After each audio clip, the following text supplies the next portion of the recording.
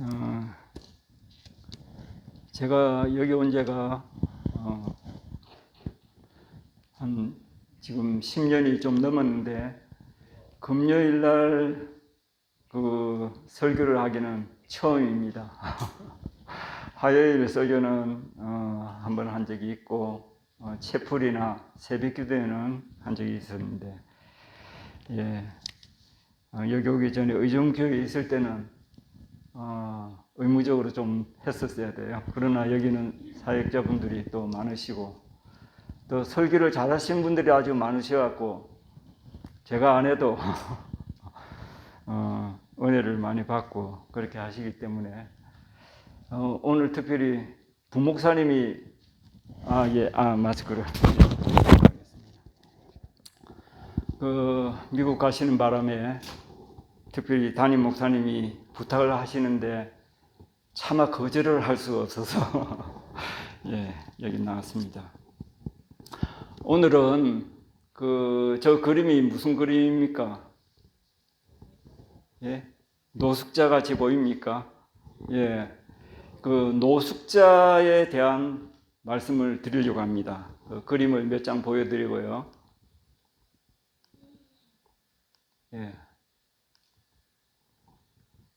그 동대문 그 역이나 그 서울역 가면 그 노숙자들이 많이 있죠.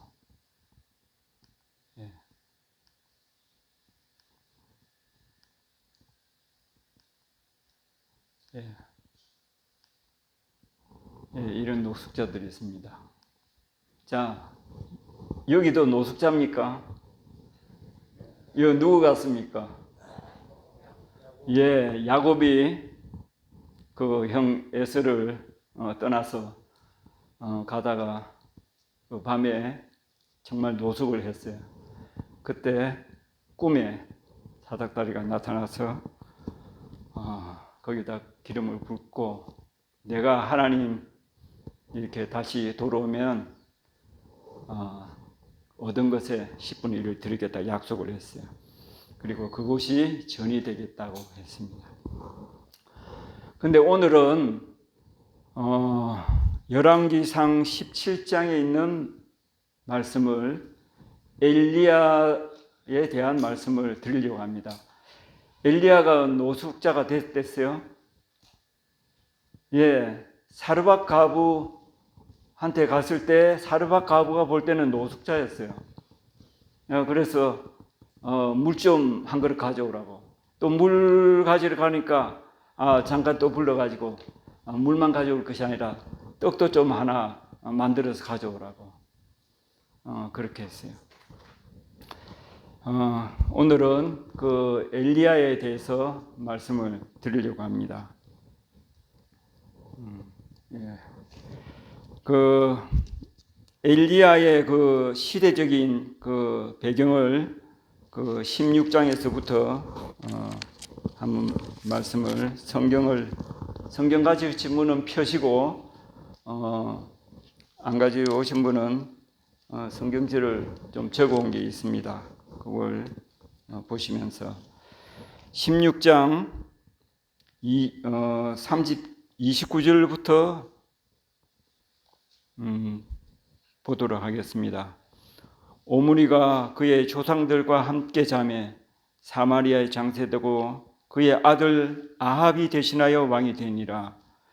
유다의 아사왕 제38년에 오므리의 아들 아합이 이스라엘의 왕이 되니라.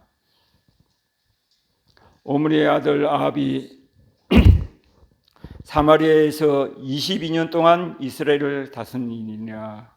30절에 보면 오므리의 아들 아합이 그의 이전의 모든 사람보다 여호와 보시기에 악을 더욱 행하여 느밧의 아들 여로보암의 죄를 따라 행하는 것을 오히려 가볍게 여기며 시돈 사람의 왕 엣바알의 딸 이사벨을 아내로 삼고 거기서 바알을 섬겨 예배하고 사마리아에 건축한 바알의 신전 안에 바알을 위하여 제단을 쌓으며 또 아세라상을 만들었으니 그는 그 이전에 이스라엘의 모든 왕보다 심히 이스라엘 하나님 여호와를 노하시게 하였더라. 바로 그 시대에 이런 상황 속에 엘리야가 부름을 받습니다. 바로 그 시대에 34절에 보면 베델 사람 히엘이 여리고를 건축하였는데 그가 그 터를 쌓을 때에 맏아들 아비람을 잃었고 그 성문을 쌓을 때에 막내 아들 스굽을 잃었으니 여호와께서 눈의 아들 여호사를 통하여 하신 말씀과 같이 되었더라. 지금 시대적인 배경에 보면은 아합이 다스리던 아합 왕이 다스리던 그 시대에 엘리야가 사역을 했습니다. 그런데 16장 마지막 절에 보니까 여리고 성 이제 기공식을 한다고 많은 사람들이 모여서 기공식을 하는데 그만 공사장에서 사고가 나가지고 맏아들이 그만 죽어버렸어요. 공사장에서 일을 하다가 그만 죽을 수도 있는 일이지 하고 넘겼어요. 그런데 이제 여리고성을 다 건축하고 이제 마지막 성 문짝을 달려고 이제 준공식을 하려고 사람들 다 모아놓고 준공식을 하는데 그만 막내 아들이 죽는 겁니다. 이것은 연속적으로 이렇게 하다 보니까 엘리야가 바로 여호수아가 여리고성을 함락시키고 이제 이 성을 여기에다가 건축하는 사람은 여호와께 저주를 받겠다고 말씀하면서 기초를 쌓을 때에 맏아들이 죽을 것이고 문짝을 달 때 그 막내 아들이 죽겠다 하고 그 예언을 한 것이 그대로 이루어지는 것을 보고 하나님의 말씀이 하나님이 지금도 살아계시구나 하고 담력을 얻게 되었어요. 그래서 이 엘리야가 바로 아합 왕을 찾아갑니다.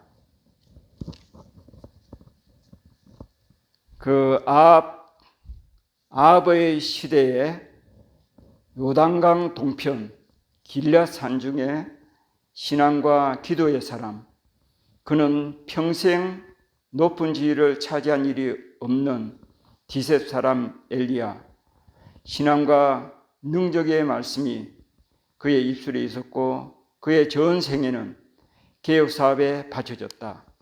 죄를 책망하고 악의 조수를 물리치는 광야에서 외치는 소리였다. 그는 아방을 초라한 의복을 입은 그 엘리야는 그 유병들의 눈에 띄지 않은 채 순식간에 그 왕 앞에 딱 섰어요. 그러니까 그 호위병들도 있고 거기에 여러 사람들이 있는데 그 앞에 바로 엘리야가 나타나니까 아방이 깜짝 놀랐어요. 그래서 엘리야는 내가 사전에 얘기도 하지 않고 갑자기 찾아와서 죄송합니다 이런 말을 채 하지도 않고 그가 손을 하늘로 쳐들고 살아계신 하나님의 이름으로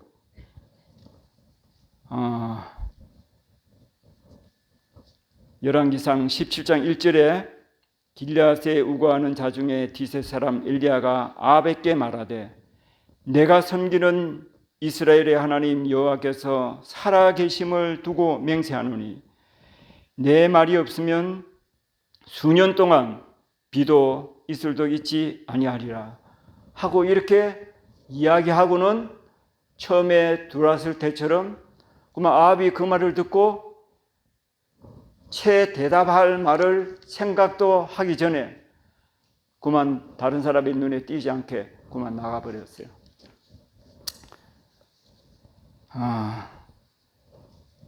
베드로가 옥에 갇혔을 때 천사가 그를 깨워서 성문까지 나갈 때 그 사람들이 알았습니까?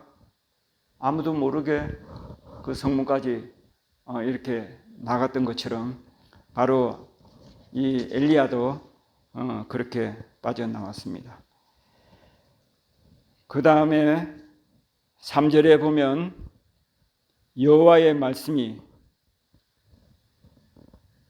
2절에 여호와의 말씀이 엘리야에게 임하여 이르시되 너는 거기서 떠나 동쪽으로 가서 요단 앞 그리 시내가에 숨고 그 시냇물을 마시라. 내가 까마귀들에게 명령하여 거기서 너를 먹이게 하리라.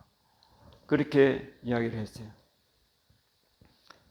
그래서 이 까마귀들이 아침에도 떡과 고기를, 저녁에도 떡과 고기를 가지고 와서 그가 그것을 먹고 또 거기에 그린 시냇물을 마셨습니다.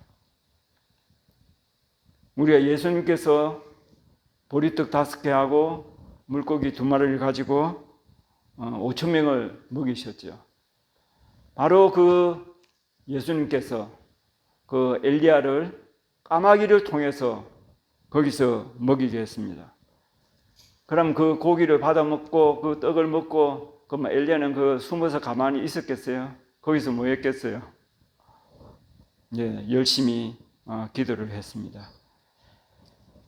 그리고 비가 내리지 아니하니까 1년이 지나도 비는 여전히 오지 않았어요.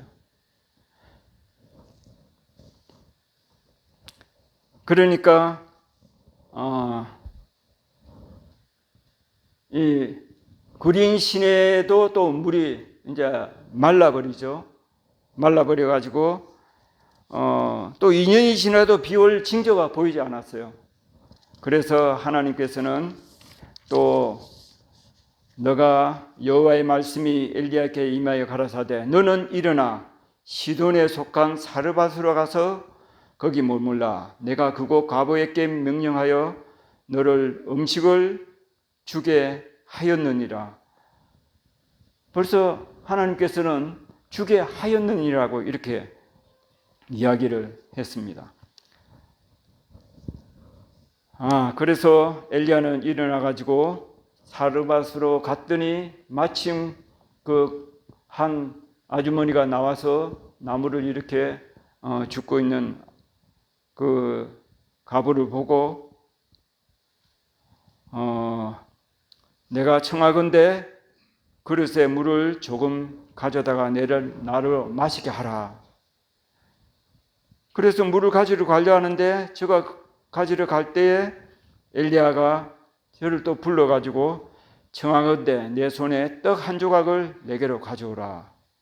그리고 13절에 두려워하지 말고 가서 내 말대로 하려니와 먼저 나를 위하여 작은 떡 하나를 만들어 내게 가져오고 그 후에 너와 내 아들을 위하여 만들라. 14절에 이스라엘의 하나님 여호와의 말씀이 나 여호와가 비를 시면에 내린 날까지 그 통의 가루는 떨어지지 아니하고 그 병의 기름이 없어지지 아니하리라 하셨느니라. 저가 가서 엘리야의 말대로 하였더니 그와 엘리야와 식구가 여러 날 먹었으나 통에 가루가 떨어지지 아니하고 병의 기름이 없어지지 아니하니라.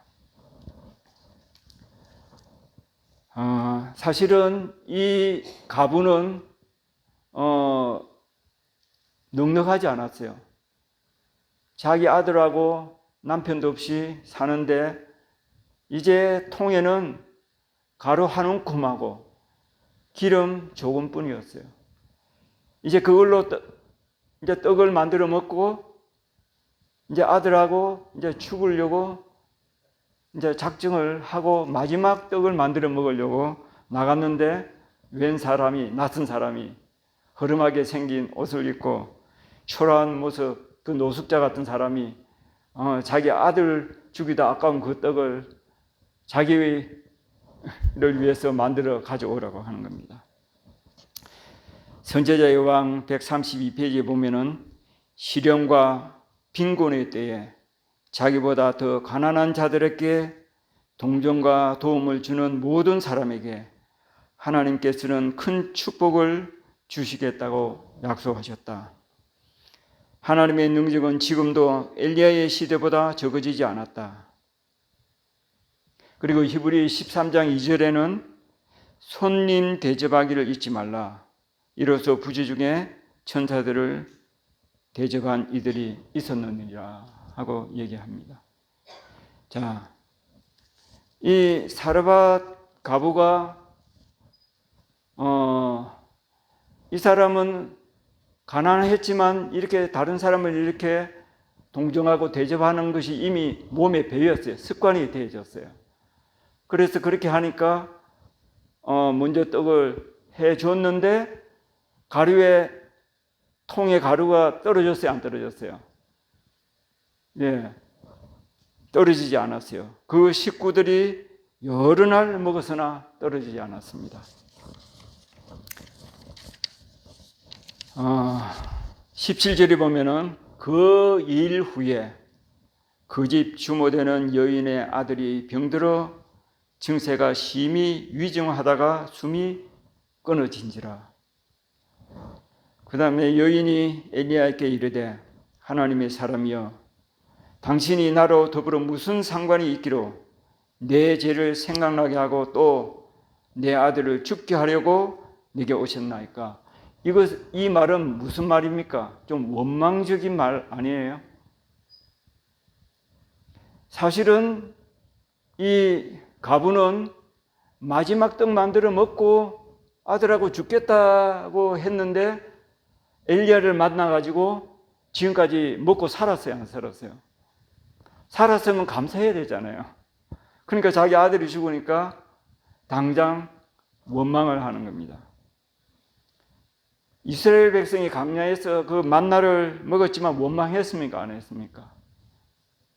물이 좀 모자라면 원망하고 또 원망하고 이 박한 음식을 우리는 나 싫어한다고 이렇게 하면서 원망을 하고 그렇게 했습니다. 그래서 이 여인의 아들이 병들어 증세가 심히 위중하다가 숨이 끊어진지라. 여기 죽었다고 아직 얘기 안 했어요. 예수님이 나사로 보고 잔다 했을 때 그 제자들이 아이고 잠들었으면 좋겠습니다. 이렇게 얘기했죠.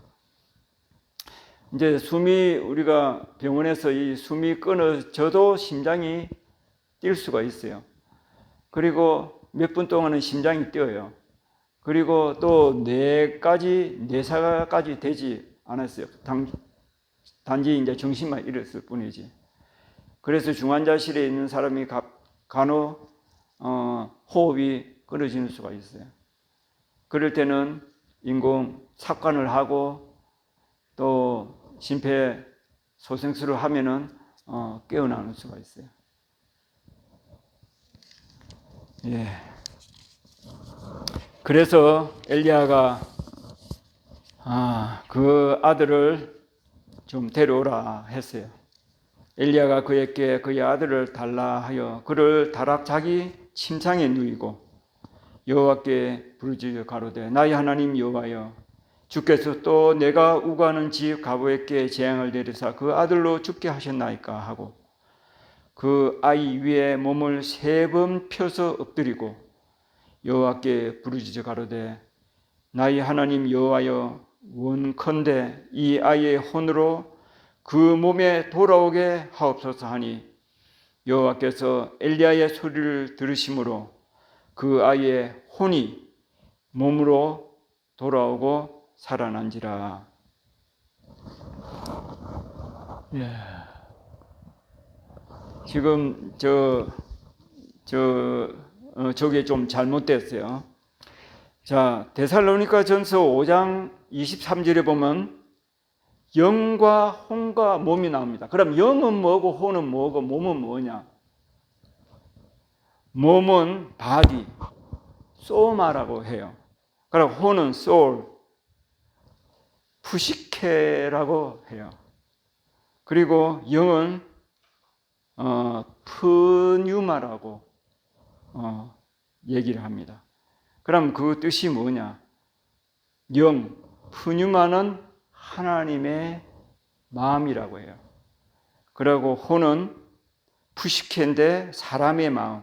마태복음 10장 28절에 몸은 죽여도 영혼은 죽이지 못하는, 그때 말하는 그 영혼.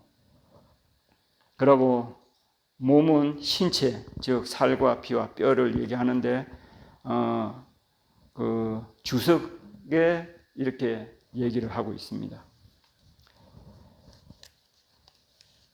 그래서 그렇게 하고 여호와께서 엘리야의 소리를 들으심으로 그 아이의 혼이 몸으로 돌아오고 살아난지라. 그래서 그 아이가 살아났어요.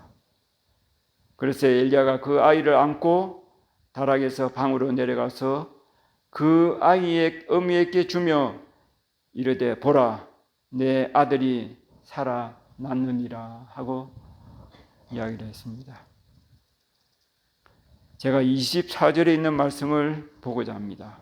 여인이 엘리야에게 이르되 내가 이제야 당신은 하나님의 사람이요 당신의 입에 있는 여호와의 말씀이 진실한 줄 아노라 하니라.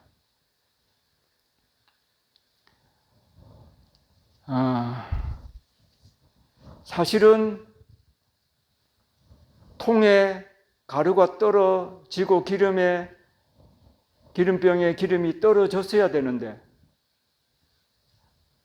그것이 매일 떡을 해 먹을 수 있고 또 기름을 사용할 수 있고 한 것은 기적이 아닙니까? 그때는 반신반의했어요. 이 사람이 진짜 참 하나님이 보낸 선지자인가 사람인가. 그런데 자기 아들이 죽었다가 살아나니까 이제야 내가 당신이 하나님의 사람이고 당신 말이 참 진실한 줄 이제야 알겠노라고. 우리 여기 에덴에 오신 분들도 어떡하니 나사야 돼요. 나사야 에덴이 좋다 이렇게 얘기하지. 좀 안 좋으면 어떻게 해요? 그동안 하라는 데 다 했는데 내가 시키는 대로 다 했는데 왜 안 좋아지냐고 원망합니까 안 합니까? 그동안 살아있은 것은 생각 안 하고 예. 이 사르밧 가부도 마찬가지예요. 매일매일 그가 밥을 먹었기 때문에 살았고 그 아들이 밥을 먹었기 때문에 그 아들도 살았는데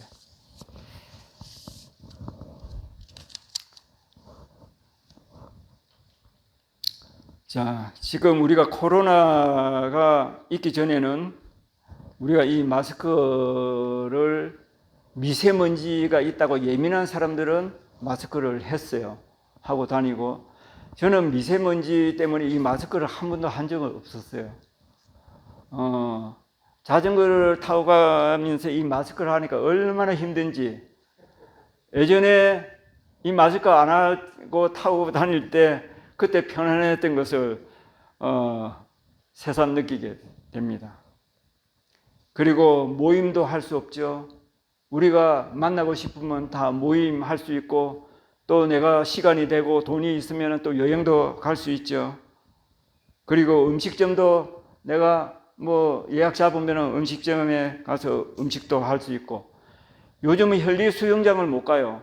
여기는 남양주고 거기는 현리 가평이라고 그 지역 주민이 아니면 못 들어온다 그러는 거예요. 그래서 할 수 없이 저 사설 수영장 저기 상천 에덴 스포츠 센터 거기까지 제가 수영을 하러 갑니다. 그리고 헬스장이나 공원 산책이나 자전거 탈 때나 학교나 교회나 또 쇼핑하러 갈 때나 우리가 참 자유롭지 못하죠. 그 전에는 그것이 고마운 줄 사실은 몰랐죠. 그래서 미국에서는 거리에 함부로 한국 사람이 잘 다니지를 못한다 그래요. 그래서 어서 쌀이라도 사놔야 되겠다고 슈퍼에 갔더니 흰쌀은 다 없어지고 현미만 남아가지고 겨우 현미만 몇 푸대 사가지고 왔다고 그런 얘기를 들었습니다. 그 바로 노숙자로 보이던 엘리야는 지금 어디에 있습니까? 네, 하늘에 있습니다. 불병거를 타고 하늘로 승천하여 우리가 들어갈 하늘나라에 문제가 있습니다. 모세와 같이 열왕기하 2장 11절에 보면은 두 사람이 엘리야와 엘리사 길을 가며 말하더니 불수레와 불말들이 두 사람을 갈라놓고 엘리야가 해오리 바람으로 하늘로 올라갔다고 했습니다. 그리고 마태복음 17장에 그 변화산에서 엘리야와 모세가 나타났습니다. 그들 앞에 변형되사 그 얼굴이 해같이 빛나며 옷이 빛과 같이 휘어졌더라. 그때 모세와 엘리야가 예수와 더불어 말씀하는 것이 그들에게 보이거늘 베드로가 예수께 여짜와 가로되 주여 우리가 여기 있는 것이 좋사오니 주께서 만일 원하시면 내가 여기서 초막셋을 짓되 하나는 주를 위하여 하나는 모세를 위하여 하나는 엘리야를 위하여 하리이다.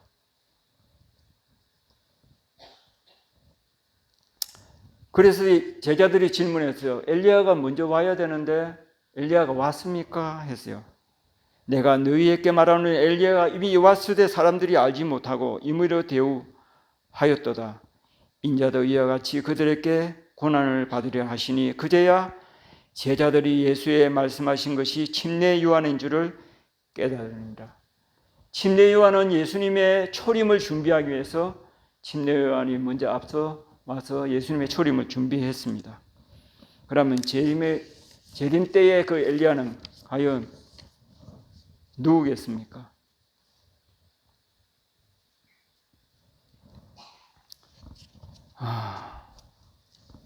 이 재림 때에 이 마지막 남은 무리, 우리 여기에 계신 분이 그 엘리야처럼 엘리야의 사명으로 이제 예수님이 곧 오실 것 같습니까? 아직도 한참 기다려야 될 것 같습니까? 우리 정봉주 장로님. 예? 예. 예수님이 곧 오실 것 같으니까 어떻게 해야 됩니까? 쌀 사놔야 됩니까? 제가 예천에 가보니까 강상진 목사님이라고 김성희 사모님이 제가 그 집을 한번 갔어요. 갔더니 자기 창고로 한번 들어오라고 했어요. 그래서 창고에 들어갔더니 창고가 엄청나게 커요. 그리고 뒤에 또 냉동 창고도 지어놓고, 그런데 그 창고에 각가지 종류의 그 곡식을 차곡차곡 해놨어요. 한 10년 먹을 양식 같아요. 먹어도 다 못 먹을 그런 양식이 제일 있어요. 그래서 어려우면 항상 이쪽으로 오라고 여기에 다 준비되어 있다고. 그러니까 제가 예고도 없이 마침 갔는데 뭐 금방 아들이 뭐 척척척척 만들어서 뭐 이렇게 한 상을 차려갖고 갖고 나왔어요. 자, 우리 이제 예수님 곧 오실 때 됐으니까 또 시골로 들어가서 조용한데 또 뭐 땅 사놓고 살아야 되겠죠. 예. 여기는 시골 아닙니까? 여기도 400고지예요. 여기만큼 시골이 어디 있습니까? 남양주, 가평, 경계선에 저는 참 여기 와서 너무나 감사하게 생각해요. 대한민국 어디 가도 여기만큼 좋은 데가 난 없다 그래 생각해요. 그리고 대한민국에서 제일 좋으면 세계에서 제일 좋은 겁니다. 예. 다른 나라에는 이렇게 잘 거해주고 하는 데가 없습니다. 다 자기 손수 해 먹어야지. 그래서 우리는 그래서 지난번에 그 목사님이 오셔서 삶이 바로 예수님의 재림을 준비하는 것이다 하고 그렇게 이야기를 하셨습니다. 끝으로 한 가지 이야기를 하고 마치려고 합니다. 2021년 3월 1일 눈이 와서 차가 다닐 수 없을 정도로 힘든 날 동해중앙교회를 다녀왔습니다. 2일까지 휴가를 내고 갔댔는데 3월 1일 사위가 원주중앙교회에서 동해중앙교회로 발령을 받고 이사를 하였습니다. 나는 거기 가서 이삿짐 정리를 하는 동안 우리 집 사람하고 그 예준이와 예근이 손주 둘을 봐주기 위하여 갔습니다. 이사를 다 마치고 그날 저녁에 그 잠옷반에서 우리는 잠을 잤어요. 새벽에 4시에 일어나가지고 본당 가운데 맨 뒷좌석에 방석을 깔고 무릎을 꿇고 기도를 하고 물을 먹으려고 바깥 정수기에 가서 물을 담아 다시 교회로 들어오는데 그 방송실이 그 강도상 그 맞은편에 방송실이 있었어요. 그 방송실 안에 벽걸이에 온풍기가 켜져 있었어요. 누가 모르고 그 온풍기를 켜놨는가 보다 하고 그 방송실 안으로 문을 열고 들어가 보았더니 그 안에 노숙자 한 분이 의자에 불을 켜놓고 앉아 있는 것입니다. 그때가 새벽 6시 3분이었어요. 깜깜할 때. 근데 40대 중반 한 아주머니였는데 제가 가서 집이 어디시냐고 했더니 삼척이라 그랬어요. 아이들은 있냐고 했더니 없다 그래요. 결혼을 안 했다 그래요. 부모님은 계시냐고. 부모님 계신다고. 부모님은 어디 계시냐고. 삼척에 있다 그래요. 그래서 제가 지갑을 열어가지고 지갑 안에 현금 있는 것을 다 그 사람한테 주었어요. 주면서 집으로 가시라고. 그때 5만 원짜리 석장이 들었고 1만 원짜리 석장, 5천 원짜리 한 장. 얼마입니까? 18만 5천 원이 들었습니다. 제가 20만 원, 5만 원짜리 넉 장을 항상 받고 있다가 이발하느라고 15,000원 주고 거슬러 받은 돈 18만 5천 원. 그걸 그대로 다 줬어요. 부모님들이 많이 기다리고 계신다고. 집 나와서 고생하지 마시고 집으로 가시라고. 그랬더니 그렇게 하겠다고. 그래서 집으로 갔는지 안 갔는지는 모르겠어요. 그러더니 자기 보따리 가지고 밖으로 그 눈이 그렇게 많이 왔는데 그래 나갔어요. 그 후로 그 교회에다 한번 전화를 해봤어요. 노숙자가 지금도 들어오냐고 하니까 요즘은 들어오지 않는다고 했어요. 그래서 교회 문을 열어놓으니까 노숙자가 들어와서 방문용 두유 박스가 18박스나 없어졌다고 하는 겁니다. 계산을 해보니까. 우리는 다 노숙자요 나그네입니다. 예수님도 인자는 머리 둘 곳이 없다고 하셨어요.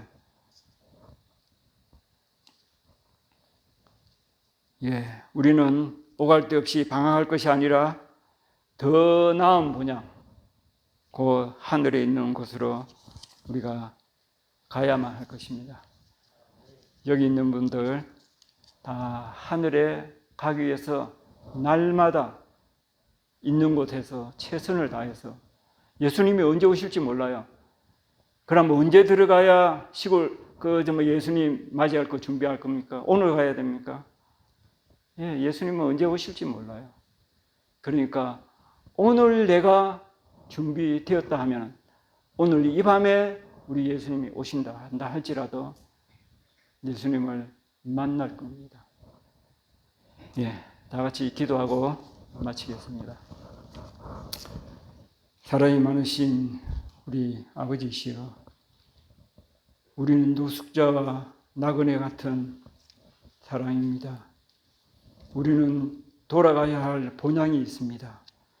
우리가 더 나은 본향을 사모하게 하여 주시옵시고 우리가 그 나라에 가기 위해서 날마다 순간마다 준비하게 하여 주시옵소서. 먼저 앞서 잠든 분들이 많습니다. 우리가 그분들을 꼭 만나게 하여 주시옵소서. 살아임하신 예수님 이름으로 간절히 기도드리옵나이다. 아멘.